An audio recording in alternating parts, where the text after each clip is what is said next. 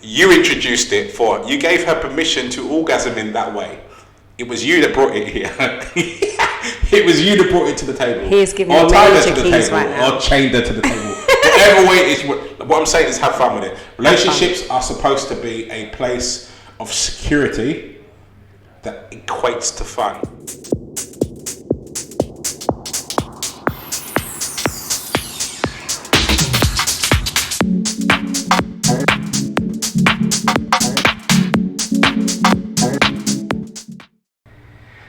Good morning, good evening, good afternoon, whatever it is, wherever you are. Welcome back to the Couple School Podcast. I don't know why I did that. No. Anyway, yes, we are on, what episode is it? 23? 23. I think, somewhere around there. Anyway, I'm joined as usual by Lady of Self-Love herself, Charmaine Lawrence. Hello guys, I hope you're well. You ready for this topic? Yes. It's an interesting one. Yes, and I'm looking forward to Couple School After School. It's going to be quite an interesting one on this one. So we are talking sex toys. All those funny stuff. Furry stuff, funny stuff, slippery stuff, buzzing stuff. Yeah. So, scenario reads, my boyfriend and I have an amazing sex life amongst other things. I recently asked if we should buy a few toys to enhance it even further. We did, and my boyfriend wasn't fond of seeing me pleasure myself in front of him. He said it makes him feel inadequate, so we no longer use them. However, I enjoy using my toy when I need a little pick-me-up, which I do behind his back. I've become more reliant on it to start a busy day or to give me a boost of energy when I'm tired. But I know he would be upset if he knew. Should I stop? Pick me up. I'm sorry. Sorry. Is that sponsored by Red Bull? I read an article. Here I go with my articles. I read an article that said that when men climax, there is a hormone release that makes them fall straight asleep. And when women climax, there's a hormone that's released that makes them more awake. So that would make sense. First of all, falling asleep, nonsense. Well, it's on Google. I couldn't give a damn where it is, nonsense. No, falling asleep, no. Pick me up? I wouldn't go as far as to say to pick me up, because you've got to remember, I think the bit to focus on here is that for a guy, that release is energetic. Let's put it that way. It's energetic. There's a whole conundrum of muscles that fire in order to make you fire. Yeah. So there's a release of energy in that respect, and a build up to that release. So feeling more relaxed afterwards, 100%. Tired and wanting to fall asleep, not my experience. I wouldn't know. I don't have that experience. No. However, we're talking about women using a sex toy like a can of Red Bull. That's interesting. Never heard of that before. I don't see a problem with it, to be fair. I didn't say I see a problem with it. I find it fascinating. Problem, I think, though, is the not telling him thing. Because the thing is, it's like, what she's saying is, he specifically said he feels inadequate, right? That's what he said? Yeah. And therefore, that's why she's hiding it. Mm-hmm. So there needs to be a conversation there about what is the inadequacy, why the inadequacy, and also, does she really need to use it as a pick-me-up, or is it just because she actually really just enjoys using toys and he doesn't? Well, I think the fact that he's used the word inadequate and she's decided to go running behind his back to go and play with her little flexible friend, I think there might be an underlying issue in their sort of scenario. But she says it's amazing. Yes, but if it's amazing, then why does he feel immediately inadequate unless she's picking up something that is 4 times the size of him? So I think okay, let's break this bit down. I think, ladies, I think you need to be aware that the male ego is a fragile thing. As rough and tough as we are, our ego gets bruised very, very easily. So if you're going to a toy shop And when you look at and go into a toy shop, there is a multitude and plethora of different things of which you can get different things that do stuff to the stuff, and of different sizes. Now, you are obviously going to be very aware of your man's 5, maybe 6 to 10 inches, whatever it is he may be. And I'm referring to that if you want about now, but the size and Charmaine's thoughts on things, then you need to go back to last week's or 2 weeks episode ago now, when we talk about Charmaine and her 5-inch canal. Anyway, so, but if your guy is a 6-incher and you go to the sex shop and you pick up a 9-inch toy, understand he's going to be looking at that and thinking that 3-inch difference is going to work its way up in his head to being a 12-inch problem. Now, it's gonna mess with him. So if you're going to the sex shop to buy toys for the two of you to play with, my suggestion would be choose a toy that is relative to the toy that he's got to play with you for, or go with the other things that don't reflect him, so he doesn't have an association to it. To the guy, there's whenever people talk about doing stuff out, I wouldn't say outside of the norm, but bringing other things or people into a relationship, we use that phrase.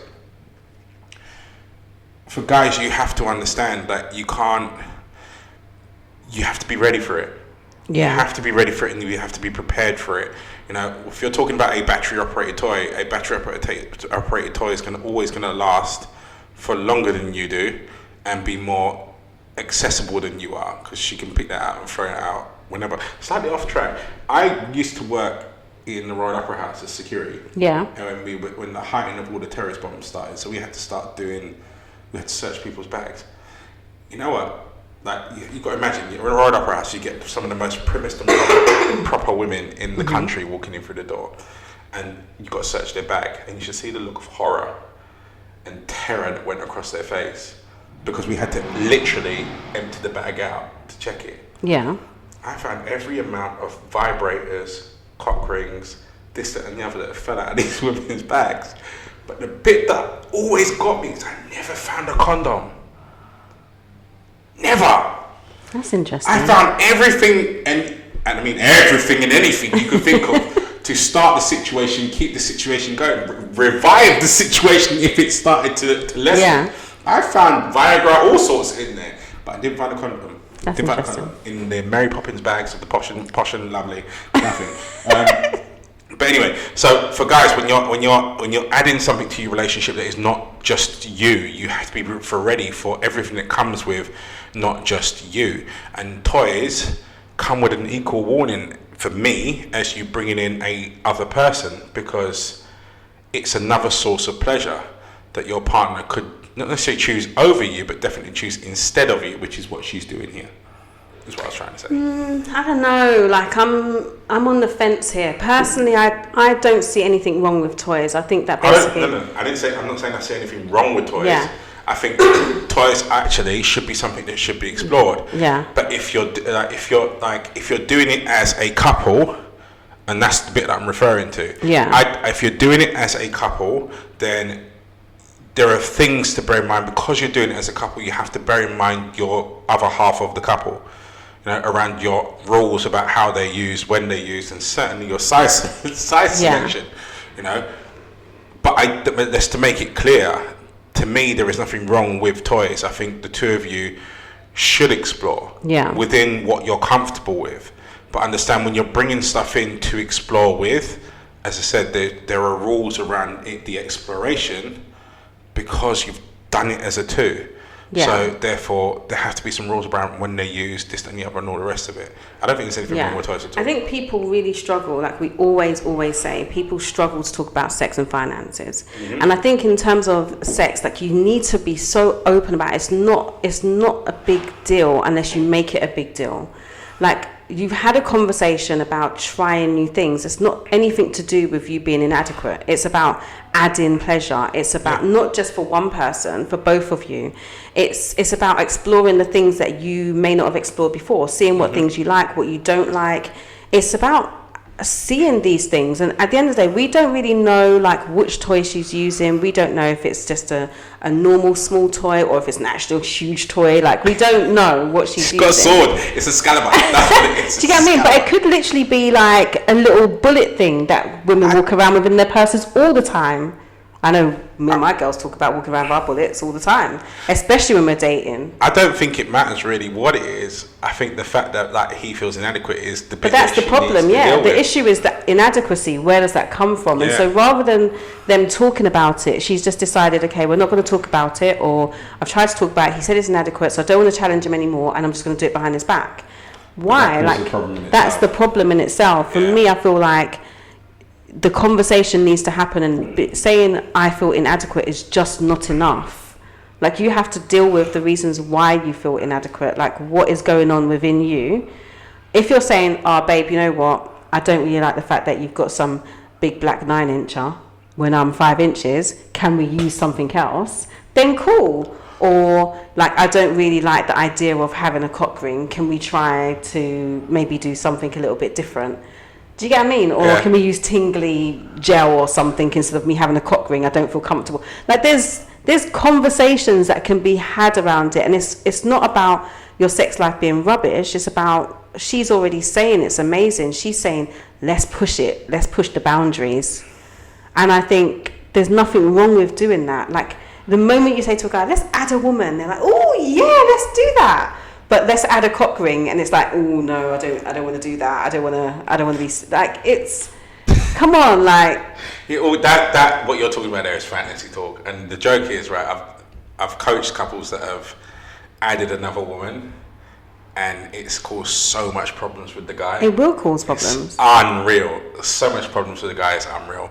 I've coached one that he was virtually, and this is not no exaggeration, he was virtually should have taken shares up in Viagra, because his wife was a freak and had a healthy appetite, and then he found a girlfriend that had an equal healthy appetite, and he was struggling to keep up. And when he was talking, like, we had sessions together and separate sessions where they were together and sessions where they were single. And in the singular sessions, he was just like, I'm exhausted. Like, but then the conversation has to happen. But this is what I mean. Everything's a conversation. Yeah, you know? It is. A conversation has to happen. I think what becomes challenging is sometimes when, like, for me as a woman, and I guess guys have the same thing when they're talking to their partner as well. Like, if I'm having a conversation and it makes my partner feel some type of way, I don't want to push him to the point where he, shuts down. But then I'm putting myself at a disservice, because I'm trying to explore something that you don't want to explore. Do you get what I mean? It's like if you say to Karen you want to do something, or Karen, I want to try mac and cheese, and she's like, I don't really like mac and cheese. But you've never tried mac and cheese yet, but I don't like the look of it. But you love mac and cheese. Yeah, well, I say that is just put there as a differentiating factor for me. If one person loves it, then you have to understand, to them it's a sacrifice not to have it. Yeah. Which breeds a problem in itself. Yeah. So if you've got together with a partner and they have historically used sex toys or love using sex toys, and you then come in and go, well, I'm not feeling it, and then that's it. That person's now longing and pining after something, and that want is only going to increase because they're already in the category of I love it, which is past getting used to it, kind of like it. They're all the way to love it. So if you're getting together with a woman that's used to and loves her rabbit or a vibrator, whatever label or brand you want to use, then understand that you just going to her, I don't like it, isn't enough. No. It's not enough. There has to be a full-on discussion. She has to understand why, or you just got to accept the fact that she's going to be using it without you being there, and vibrating away by herself. And I'm not saying either ways. But I don't think she wants to do that. She doesn't want to do it. She wants you to be in that space with her. But this is what I'm saying. She doesn't want to do it, but she feels like she has to do it because you've just told her, I don't like it. Yeah. And that's it. There's been no further information or a compromise tried to be drawn, or as you were saying, let's try something else, or let's try this other. You've just tried to shut the whole thing down after you've given her permission. So let's think about it like this. She is, although she thinks your sex life is great, she probably was using a vibrator before the two of you got together, and probably put it to the side because the sex life is great and you're her man and everything's all cool. Then you've opened the door to it and gone, okay, cool, let's try X, Y, and Z. Yeah. Then gone, nah. But you understand for her, when minute you said, oh, let's try it, and she was able to therefore then bring this out, it's reminded her of how much she enjoyed this thing from beforehand. So now it's like taking someone's best. Have you ever tried taking a toy away from a toddler that really likes a toy? They go into a flipping meltdown over the toy, but that's the equivalent for her. So now she's secretly using it and going to make herself feel guilty over the fact she's using it behind your back. Then when you find out, it's going to be a big problem because she's used it behind your back, and it's all unnecessary. Really. And also, eventually, it becomes, it takes away from her using it, takes away from the relationship, because now it's like no longer a joint thing; it's now a solo thing. Yeah. And therefore, she, like she's saying, now she's become reliant on it. Like I don't think she wouldn't be relying on it if it was just a thing that you guys were exploring together. And I guess maybe, like for me, if it was me, I think if you explored it and you said, yeah, you know what, I don't really like this, can we try something else? But like, I'm up for let's try different things and what you like, what you don't like. But for you to go, nah, it makes me feel inadequate. It's just, I think my problem I want to know more, I want to dig more into that whole ego thing. Yeah, my problem is the statement, I feel inadequate. It's the statement, I feel inadequate, is inadequate for my brain to understand where you're at, and therefore then allow compassion or feeling for it. Because to me, I'm just like, well, that means you're comparing. Why? What? Where? You may be, but I need to understand what it is. But what does she say? So read that first bit. Does she say so they used it and he watched her, or she enjoyed using it when he watched her, or something? Because we did, and my boyfriend wasn't fond of seeing me pleasure myself in front of him. Fine. Well, then my bit for that is, why don't you put the vibrator in his hand? Then it's not you pleasuring yourself; it's him pleasuring you. I think that, and I think that sort of symbolises my take on it, really, in the sense of there are ways that, so if he feels inadequate because he feels that you're pleasuring yourself, probably what is going through his head better than he could do himself. You know, and again, when guys love the thought of bringing another woman into your relationship until you see another woman pleasuring another woman. Like, imagine someone walking through a maze with the map. Yeah, that's what it is. You know, and you see this woman take off and in flight in front of your face better than you've ever done for the last 10 years. It's a rude awakening. You know, so I get that, because she's going to know how to navigate her body so much better than you ever will do. Even those guys of us that think we've got the blueprint in our head, like, a woman's going to know her way to a G-spot far quicker than what you are, and be able to cause fountains and eruptions. So I get that might be a thing for him to deal with.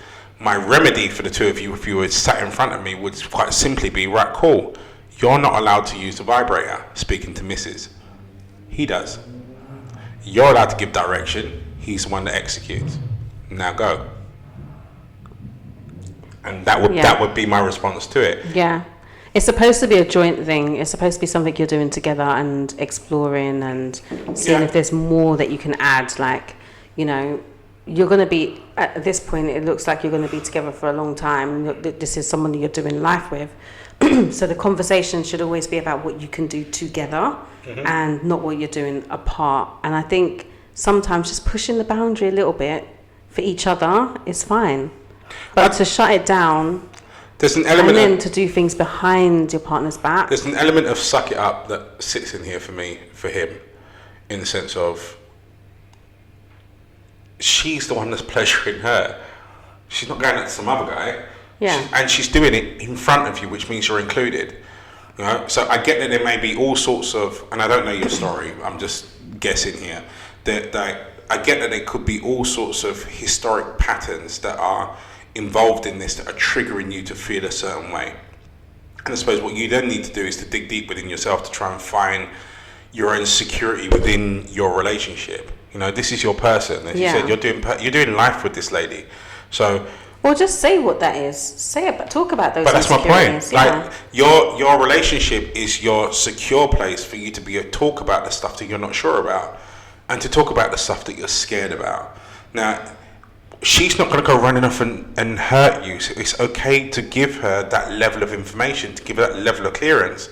So you can talk to her and tell her why this is triggering you, or equally so, tell her you don't know why it's triggering you, so that both of you can start to figure out why it does, so you could mend, heal, repair, and move forward.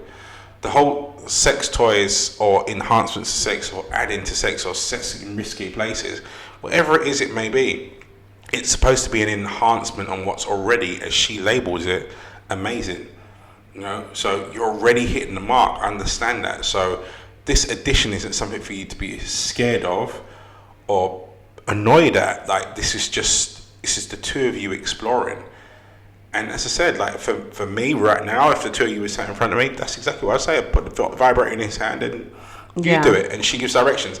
But that's not a band-aid to a slit throat. That's not avoiding the conversation. That's making you comfortable right now in order to have the discussion and the conversation. Because you should never feel inadequate in any respect with someone that you've chosen to do life with. Yeah. That state of mind is not acceptable from either perspective.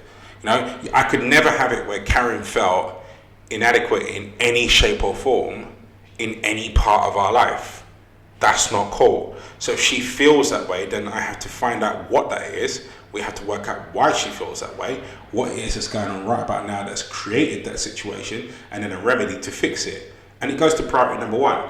And the same thing goes for myself. If there was ever a situation where I felt, right, I feel inadequate in this situation, that's not cool. Yeah. You know, that's not cool. That's not what we're building here. We're not building a state where one is here and one is here.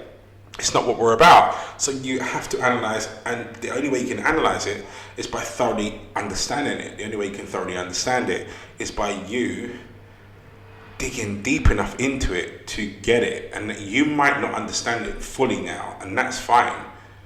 But it gives even more of an importance or level of importance on you two of you sitting down and having a discussion about it to figure it out. Yeah, agreed. You know, it's an important thing. It's important to have the conversation. And also, you don't know, like, I think if you was to say, like, if my partner was to say, these are the reasons why I feel like this, or this is the trigger, or blah, blah, blah, blah, I'd be like, okay, cool, like, I get it, like. Of course you would. And I'd be supportive of that, and then that would just be the end of it. But for you to just say, yeah, no, I'm not doing it, that just kind of is just a shutdown. And I think that's a lack of communication. That's saying that person cannot have a voice, cannot speak, cannot dig into that, and that's your person. So I think just be open with the communication, saying, I think she should stop. I do think she should stop. She's saying she's become reliant. That's a problem. She should stop. But she should also have a conversation with, I'm not cool with just this, I'm inadequate. I want to know why you feel that way. And then just like have that. I think she should just broach the subject. Because he said it and that's it for him. So she's still thinking about it. She's still got those toys that they bought. She needs to have the conversation. I think when it comes to relationships where you've decided that secrets aren't cool, no secret is cool. And both of you are harboring a secret right now. She's harboring a secret because of her secret rabbit that she's now buzzing away with in the corner by herself. And he's now holding a secret because he hasn't explained why the rabbit's not allowed to play in the field. So yeah, the two of you need to come together now. I think I agree with you. I know I'm smacking because it's funny. But I think the two of you need to come together now, and yes, you need to start playing with your rabbit by yourself, but I think you need to come clean about playing with your rabbit by yourself, but tell him the reasons why. Yeah. And I think he needs to come, and I think you need to challenge him in this respect. That's your role in this relationship right now, is I think you need to challenge him to get him to explain why he feels inadequate, and discuss between the two of you, because quite clearly you like the rabbit or whatever name you want to put on it, and so just saying no to you, I don't think it's fair, but also I don't think it's something that you can do, because I think you just opened a trapdoor. So I think the two of you need to have this discussion. There's no way out of it. You have to have, when it comes to relationships, you have to be prepared to have the conversations that you don't want to have. Yeah. You know, and talk through the gritty stuff. Like, everyone loves to be on the stained glass window of Love Island / Instagram, where everything's fine and we're doing couple goals and what have you. But understand, couple goals come with couple consequences. You know, and that means that we're not always going to get on. We're not always going to have. It's not always going to be high flying kites and daisy chains. Like, there's some gritty stuff. You're going to have problems. You're going to have issues. You're going to have conversations. You can't have tribulations without trials. Like, it doesn't work that way. So these are one of the conversations that you guys have got to have, to go, okay, cool, our sex life is amazing, but I'd love to incorporate this. We tried it. You said no, and I didn't get why you said no, and I don't think that's cool, and it's not fair. So plus I quite like having this involved. So you need to tell me a valid reason as to why no, when I think it's great. And to the guy in this situation, I look at the situation here. You are now, to her, telling her that her opinion is invalid. That's not cool at all. Sorry. That's all right. That's okay. Yeah. Yeah. I don't know. I'm That's a fan not of toys. And on a side note, stepping outside of this situation, gentlemen, toys are fun. There's no, that's why they're called toys. Toys are fun. They're toys. They are an extension of your manhood, your whatever 3 to 6 to 9 to whatever inches you've been blessed with. There's so many toys. These are another way of taking your woman to another height. Like, and in my experience, there's nothing better than telling her that she has no say, and you've got all of these toys to play with, and you lay them out in front of her, and once she's in agreement with everything that's in front of you, you're able to use it however you choose to. Jesus. Okay, Christian Grey. Jesus, Christian Grey was mild compared to me. Trust me, if I had a red room, Jesus, you wouldn't see Karen for a long time. I'll tell you that much. So, gentlemen, seriously, for toys, make friends with Ann Summers and the various different other websites that we've got out there, and go buy whatever you need or think you might need, or take advice. Best thing to do is phone them up and go, look, or actually walk into Ann Summers. I did this once. Walk in there and go, excuse me, lady, I really want to be the man, but I don't know what she might like. And trust me, watch these women go out of the way. They pull out everything out of the backs of the cupboards, stuff that you didn't even know existed and ain't on the shelves, and then you get to be the guy that brings this thing home. And then you go, babe, I just want to try this. It's for you. Understand how many brownie points you get stacked for that? Serious! Like, you can almost do no wrong. Literally, after you've done that and bought that and used that, you can almost do no. Like, I'm a great fan. My friends, close friends of mine would know. I say to guys, stack brownie points in advance. Why? Because men are from Mars, women are from Venus. Inevitably, at some point in time, you're going to do something that's going to pee her off. So to the point where she's like, why am I even here? So I stack mine in advance, so that when that stuff happens, Karen goes, yeah, but he did this, we do that. This. You know what? In comparison to so and so's man, he's not that bad. And I'm all right. Yeah. So don't stack them when you need them. Stack them in advance. And I'm telling you, the sex toy bit is an easy way to stack them yourself, way in advance, because you're the one that introduced this next level of pleasure for her. Hear it. You introduced it you gave her permission to orgasm in that way. It was you that brought it here. It was you that brought it to the table. He's giving you major keys right now. Or chained her to the table. Whatever way it is, what I'm saying is have fun with it. Relationships are supposed to be a place of security that equates to fun. A place where the two of you can explore. Being afraid of something is fine, as long as you're willing to face the fear. Now, a dildo or a cock ring or a chain or a whatever you want to put on it, I'm going to shopping soon, whatever you want to put on it, it's not something to fear, because ultimately you're buying it to enhance her. Yeah. And sometimes you. Yes, but if you put it that for us, trust me, like you get her to explode more times, and then you can do where you get one that explodes into the other, and she doesn't know what she's doing, and her whole head goes. Oh gosh, Andrew's nuts. gone into one now, guys. It's my favourite subject. Now he's going to be writing a list. It's my favourite subject. I'm going home soon, like fast. It's my favourite. Like, stack them in a vase. Enjoy. Stack them in a vase. Yeah. I say enjoy. Have the conversation and enjoy. But nothing. Enjoy.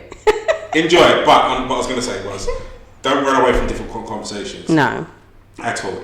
Because at the end of the day, as we've said, you're doing life with each other. And it'll just come up another time. It's pointless. So you can't get away from it. Yeah, you can't get away from difficult conversations. You're doing life. It's not 5 minutes, 10 minutes, a month, 6 months. You're doing life with this person. Which means it's not going away because you're here for life. They're there for life. So treat it with the respect that you would give to your life. No? And talk it through. You have to have these conversations. You can't run away from them. Anyway, we're out of time. Just got the time right in the corner of my eye while I got too excited and well and truly in the conversation. So, thank you guys for watching. That's us out. Don't forget, join us for Couple School After School at 8:30 on Tuesday. Please don't forget also to hit the subscribe button. It's somewhere above my head or below me. I'm not sure where it is. And also the little bell. I've been told that's important. Hit the little bell because it tells you when the next ones come out. That's us out for this week. Join us next week, and the next week's subject is traditional versus modern relationships. We're digging deep into Love Island and all the things that went in between the sand. Anyway, that's us out for this week. You take care. Thank you, guys. Peace.